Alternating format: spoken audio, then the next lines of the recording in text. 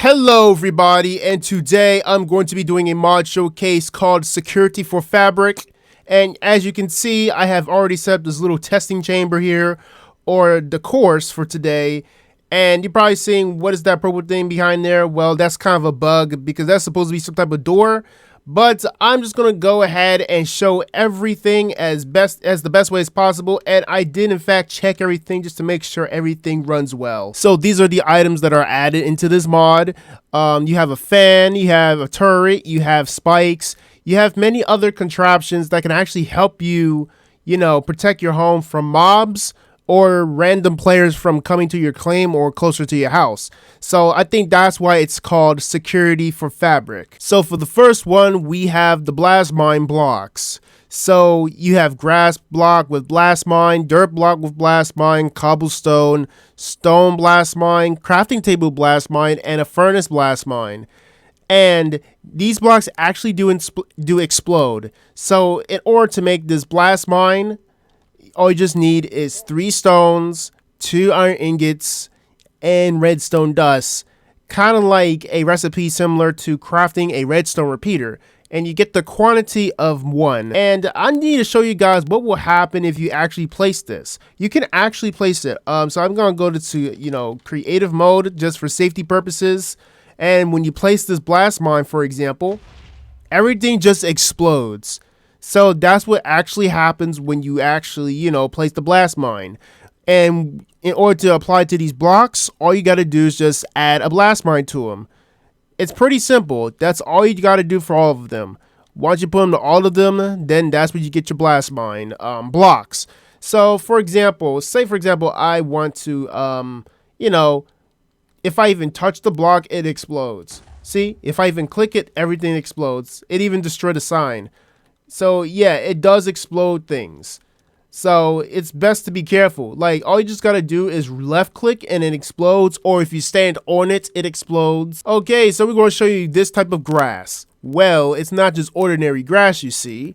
It's fake grass. So in order to craft fake grass, all you just need is some grass and 3 pieces of dirt, and you get the quantity of 2. So all you just gotta do is get some shears and just cut some grass and just get 3 dirt blocks, and you got yourself like a carpet. So all you just got to do, so say for example, I just take this. I'm currently in creative mode, and let me just grab some Huck spawn eggs so they won't burn in the daylight. So all you just got to do is just walk over, and you can actually see it just breaks underneath. So it's like good as like a little trap, and it can fool mobs too and players. So all you just got to do is just place it like this. You just place it like this. And say, for example, I want to, put a mob in here. So let me do something real quick. So I just set a mob in here, and I just do this, and I just change my game mode to survival. He should be able to cross through. See? Yeah, he crossed through. So it definitely fools these mobs. So if you can actually get mobs in here, then that's pretty cool. And you could possibly get the warden in here if you're really lucky enough to trap them. But why would you want to do that? Okay, so these are the contraptions here.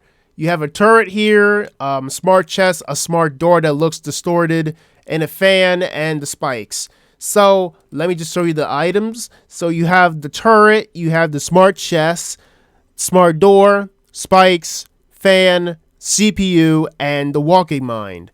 So let me just show you how to craft the turret. So let me just look at the information for the turret for those that are interested in knowing what it does. So this turret attacks to all nearby mobs entities. So sneak plus right click to break. So okay, so in order to craft this turret, all you just need is a diamond, 2 copper ingots, 3 redstone dust, and a block of iron. Kind of sounds expensive. So let me just go ahead and just show you what the turret does. So you can probably see how the turret is. You can actually, turn it on and turn it off. And it has 1024 health. So let me see if I place a mob here. It's going to kill the mob. Look at this. And it just 3-shots him. So let me see how much damage it does. So it does like 4 hearts of damage. Or 3 hearts. That's pretty powerful. I mean, it has infinite ammo. And what that means, you can sit there and basically make a whole spawner or grinder out of it just by placing a whole bunch of turrets. And all you just got to do is just light them all up, and you just keep shooting them for days. So it's like pretty much like a lazier way to grind. In order to make the smart chest, all you just need is the CPU, an iron door, and an iron ingot. And in order to create the CPU, all you just need is 3 gold ingots, 4 iron ingots, and 1 piece of redstone. Very expensive. So once you do that, you got yourself a smart chest. And you're probably wondering what, okay, that's kind of cool. It actually puts a name of who owns the chest. But there is some information about one of these items because the chest and the door are pretty much similar. So for the door, it says the player who placed the door can break it and open it. Well, that's kind of like an error because, well, the door says the same thing, but I think it's supposed to say the player who placed the chest can break it and open it. Other players can't do it. So this is pretty much good just to prevent players from, stealing or trying to rob whatever is in your chest. I think this is why this mod is pretty good for like, SMP servers probably, or survival servers that don't have claim protection, or all you just need is just a smart chest and you just plop it there and no one's not going to touch your stuff. And you cannot merge these chests together because they come out single. Also, if you guys are wondering how to craft the smart door, all you just need is the iron door and a CPU. That's what it's supposed to look like, but it comes out purple and black. I don't know why, but it's kind of a glitch. Unless you guys test it out for yourself, it might work for you, but it's going to work similarly as the door. You can only use the door while they cannot.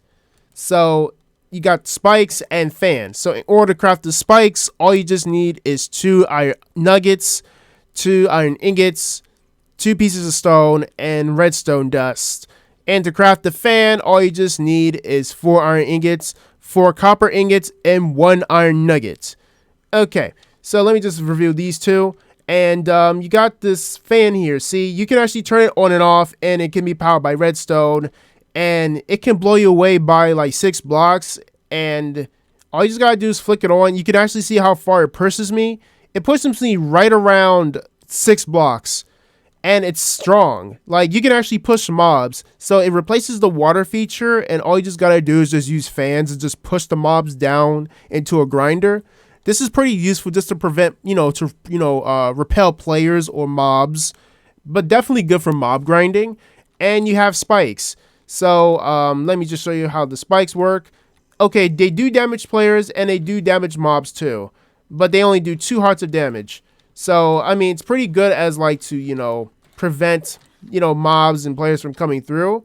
See, I didn't even kill the mob, but it gave me an achievement. So you can actually walk through it. It's just like, playing those Sonic games where you actually see spikes.